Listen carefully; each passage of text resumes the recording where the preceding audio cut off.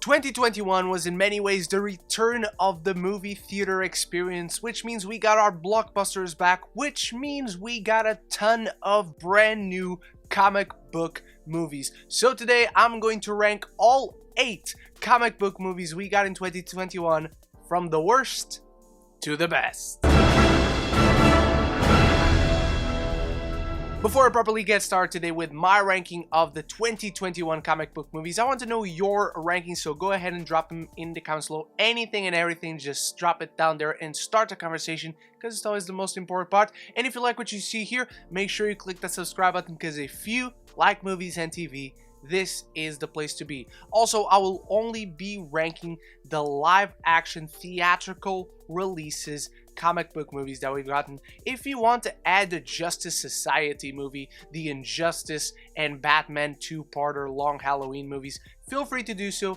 I'm just going to do the theatrical thing. So without any further ado, let's get started. 9. Easily coming in last place is Snake Eyes G.I. Joe Origins. Now, this is a film that obviously first originated as an action figure that then became a TV show to promote that action figure, but eventually found some notoriety and a fan base, and therefore it became a comic book. That's why it works for this ranking. And talk about a film that is so conflicting to talk about, because going into this, they took some steps in the right direction. They cast Henry Golding, who is a charming, charismatic actor that can lead a franchise, possibly. They hire a ton of great actors who can pull off incredible action sequences on screen with martial arts. And then they hire the director of the Divergent movies and of R.I.P.D. And everything crumbled to the ground. Not only do they cut away from the action, which is supposed to be one of the big selling points of a franchise like this, you can't discern anything that is going on while fight scenes are happening. You cannot enjoy any of the actions. You cannot enjoy any of the stunts that these actors and their stunt doubles clearly put into work. Because if you go and look at the behind the scenes, you can see that they put on work. You have Andrew Koji from Warrior. You have Iko Uwais, most famously from the Raid movies. And yet, the action is nowhere to be enjoyed in this one. Furthermore, you have, again, a very likable actor in Henry Golding, but you write the character to such a shitty level where this character, Snake Eyes, throughout the entire film, does the wrong thing over and over again, constantly makes the wrong decision without any show of progression or struggle to make these decisions. Just an incredibly unlikable character that costs his best friend, who is framed as the villain in the story, and yet I found myself constantly rooting for Storm Shadow. This one had some great beginnings, has some great pillars, and then it just threw it all on the ground. 8. Coming in next, we have Venom Let There Be Carnage, a film that I don't mind watching. It's an enjoyable watch. You just have to turn your brain off. Now, this is a much better film, I think, than the original Venom. It's enjoyable, it's got high-octane action, and you can actually see the action. And the direction itself has a quirk to it. It gives this film a personality. It gives kind of this dynamism to proceedings, where Eddie Brock and Venom are once again the standouts in this, as Tom Hardy completely has the time of his life, and Woody Harrelson as well. He clearly understood this character to the point where it seems he understands this character better than the actual script, because the actual script just goes for the moments and it barely has any story in between them. The film just never has enough time to breathe, so you don't grow attached to these characters, even though the action sequences are entertaining enough. But we just don't get to relish enough in the glory of seeing Venom and Carnage fight each other, nor do we get to witness the true sadistic nature of Carnage, who is very, very cut short in this film. The parts with Cletus Cassidy and the side of Cletus Cassidy of this character, I think, is very well pulled off, in great part because of Woody Harrelson. But Carnage is just sold very short. to the point where they kill Carnage at the end. After one movie, the big nemesis of Venom is just gone after this one story, to the point where the motivations didn't even make sense of why Carnage wanted to kill Venom, and then Cletus wanted to be Brock's friend. He's a sociopath, he's a psychopath, he just wants to murder and he has fun murdering. It's not that difficult a character to crack down, and yet they found a way to sell themselves short. So this is a watchable film. A film that you, again, can turn your brain off and enjoy. I can have this in the background while I do something else. It's not high art, it's not spectacular cinema, but an improvement over what came before. 7. Over that we have Black Widow, the solo outing for one of the original 6 Avengers that we waited literal years to get, to the point that it might have come out a little bit too late. This one in general just emphasizes the strengths that I think the MCU in general has, where every scene that focuses on character, where we have the bouncing back and forth of Yelena and Natasha, I think it's excellent. The family dynamic is sensational, both on the comedy aspect and on the drama aspect. It's rich with characterization for all of them, and they bounce off each other extremely well. The film also presents us a brand new fan favorite for many people in Yelena Belova, played by Florence Pugh, and she has done such a great job. I think this film has, again, phenomenal characters and has interesting themes about family and subjugation, and it goes into the whole Red Room thing, but it doesn't execute the story in the most interesting manner.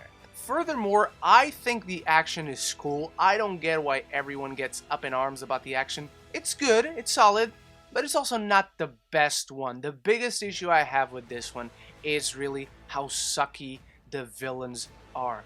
Much like the story in general, there was a good idea with what they do with Taskmaster here, but sadly it doesn't leave a lasting impact, not to mention Dreykov as a villain, who is this demented, this sickening villain who exploited all these women and all these children, and then he's built up to be this very evil guy, and then he basically does nothing. He has one scene where he basically gets outsmarted, and another scene where it's the one he dies. So this one just feels very uneven. On a character aspect, it is very strong. On a story aspect, it is great. On the ideas, not so excellent in the execution.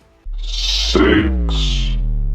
Over that, we have The King's Man, the latest film to be released out of this entire list. And this was a really nice surprise, where I came into this film very hesitant. I love the first 2 Kingsmen, actually. I love both of them. This one being delayed even before the pandemic and whatnot.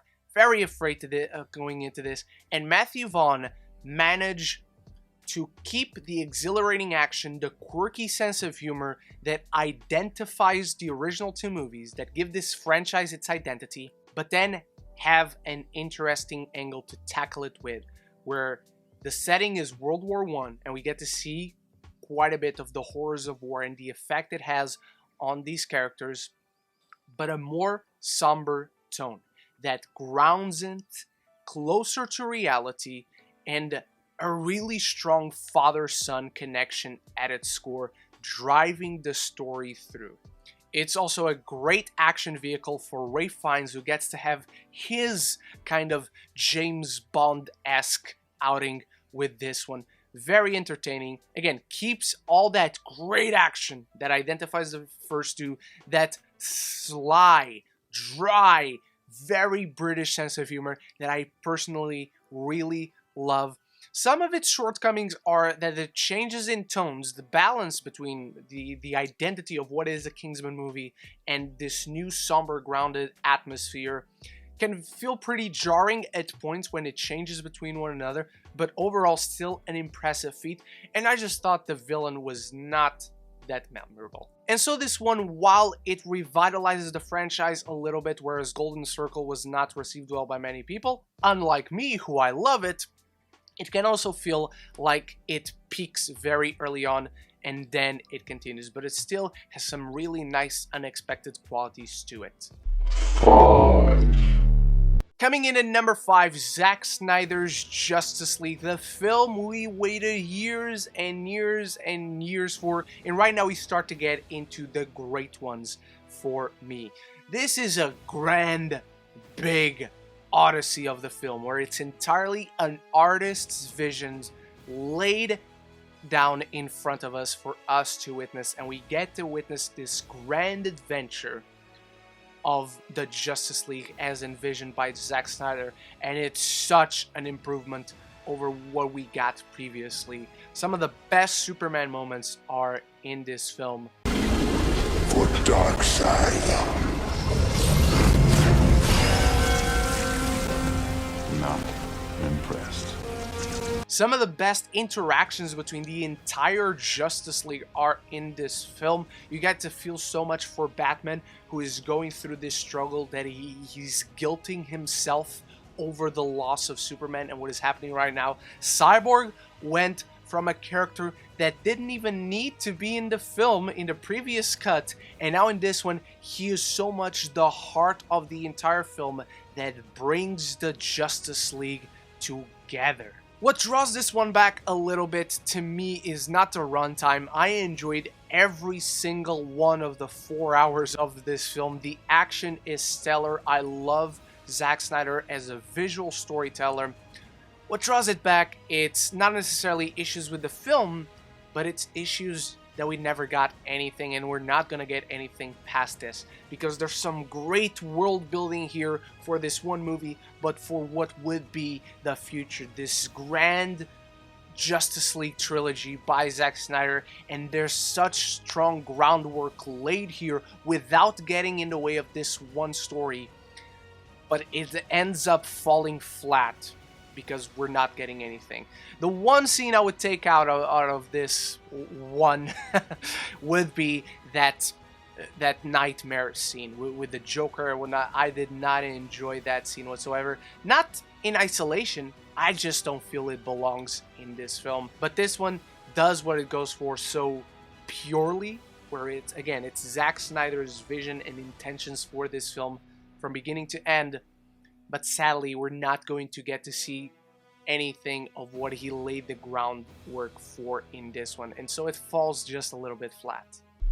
4, Coming in at number 4, The Suicide Squad. James Gunn's irreverent correction of what came before. A reboot that's not really a reboot, but does everything it wants to do so well. This is a film that just lets these characters have fun and these actors have fun, and it doesn't give any shit about anything. Some of the most outrageous and wild moments of humor in any movie this year are in this film. The whole competition between Bloodsport and Peacemaker in this is sensational. I found it hilarious. Some of the best Harley Quinn moments, in fact, in all her live action iterations are in this film. Doesn't hurt that she's played by my angel, Margot Robbie. And this one actually had a really soft spot with me because one of the characters not only is Portuguese, but we get to see where she comes from for a quick bit.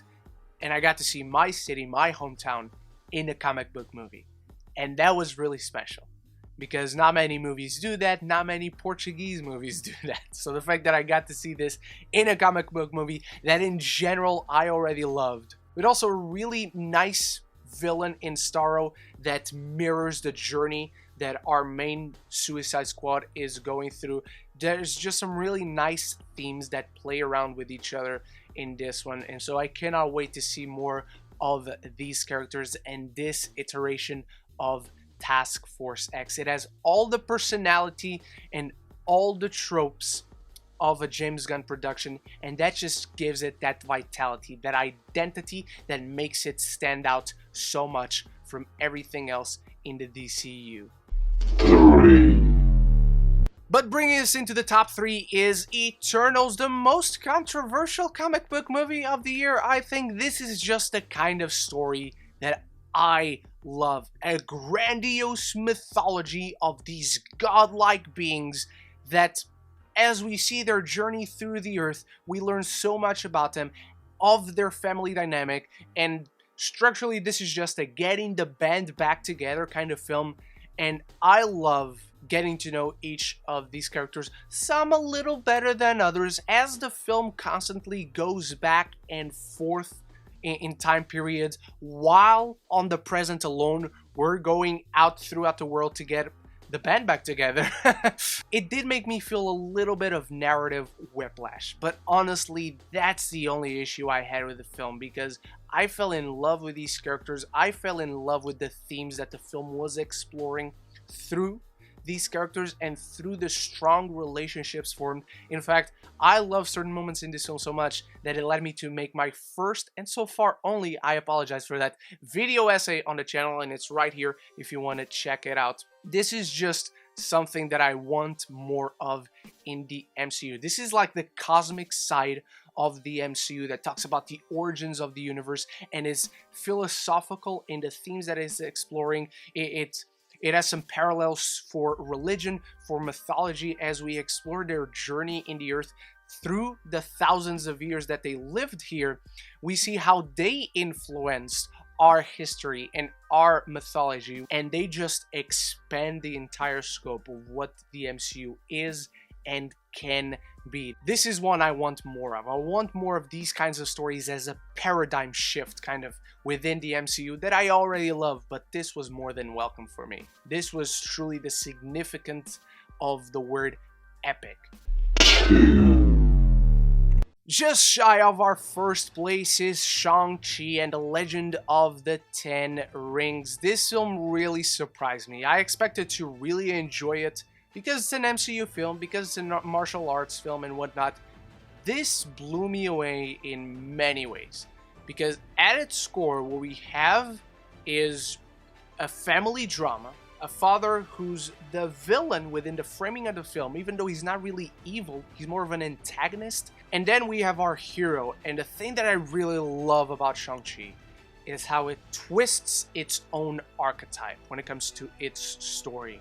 Where usually in a film like this, we have the hero wanting to save the family and bring it together, and we have the villain running away from the family and disowning them and disregarding them completely. In this, it's completely the other way around, where Wenwu wants to save their family, bring his wife back to life, and bringing them all together again. And Shang-Chi, he's the one who's been running away from his family and from his inheritance his entire life, not accepting that there is a part of his father inside of him and rejecting that side of him throughout his entire life. And I found those themes and how they played around with them so strong, because again, Wenwu is not really a villain. He's not evil. He doesn't have malicious intent. He's misguided. He doesn't see things clearly for what they are, but at its core, what he wants is to save their family. It's once again one of these films that feels epic in scope, but the story at its core is so intimate, and the family dynamics once more are so strong. The characters in this really elevate the material. The martial arts are stellar. This is a film that looks stunning. Some of the best action sequences of the MCU are here. The best hand-to-hand combat in the MCU for sure. It's visually so beautiful and so serene how it captures the action, but how it captures it so differently from character to character. This one actually makes me believe we can have a Dragon Ball live action film and it can work. That right there, it's a huge testament to what this film accomplishes. And again, a brand new character into the MCU that adds this whole new side to it that we haven't seen, explores this whole new side of the world that we hadn't seen in the MCU, and definitely one that I've gone back to multiple times, and to this day really, really love it. But coming in at number 1 is Spider-Man No Way Home. This is perhaps the film on this list that I was the most worried about, because so many Spider-Man movies before this one had done the mistakes this one was seemingly going to make, where it had a huge ton of characters all doing their own thing, but turns out it has all these characters that you can count on two hands, but they all serve this one narrative. While the film in scope is huge and is bringing together all these three universes, the story is so intimate. And they found a way to give us fan service and put smiles on our faces, but they still found a way to give it value, emotional and dramatic weight, and have it mean something for the story. It's not just that Toby is here, it's not just that Andrew is here, they have an active impact on the story and on the decisions that Peter makes, on bringing him back from becoming possibly that darker version of himself. I also really love that this entire film is Peter Parker learning from his mistakes. As the film progresses, his defeats get bigger and more meaningful in what they take away from Peter, and his victories get smaller and smaller and smaller, and this is all his own doing. He's the person that most gets in his own way, and I love that. I love the whole you are your own worst enemy kind of story, and they make it work so well to the point where he sees he has no other option than to be alone in order to save everything and everyone after he's lost everything and everyone. This is a film that just knew what it was doing and was able to give us the grand spectacle and give us those references, those Easter eggs, those winks to the fans, the fan service stuff, not at the cost of stakes, and still keep everything in balance, while not only keep this giant arc, meaningful arc for Tom Holland Spider-Man, but give us one last hurrah, finalize what the other Spider-Man had going for them before they were so abruptly cancelled and not even given their last chance. This one gives that last chance to all three Spider-Man, and it's beautiful, and it's important, and it's got weight to it. And so Spider-Man No Way Home comes in at number 1. And so that's my ranking of the 2021 comic book movies. What are your thoughts on my ranking? Feel free to share your ranking. Add any other film that you want. Thank you so much for watching. I just ranked every 2021 animated film, so you can check that out right here somewhere, and I'll leave it at the end of this video. You can check out individual reviews for each of these movies down there in the description below, and I'll be back very soon with my best movies of the year, my worst movies of the year, and of course reviews for Boba Fett and my most anticipated movies for next year. I hope to see you in those and in any other video in the future. So until the next one, love each other and love the movies.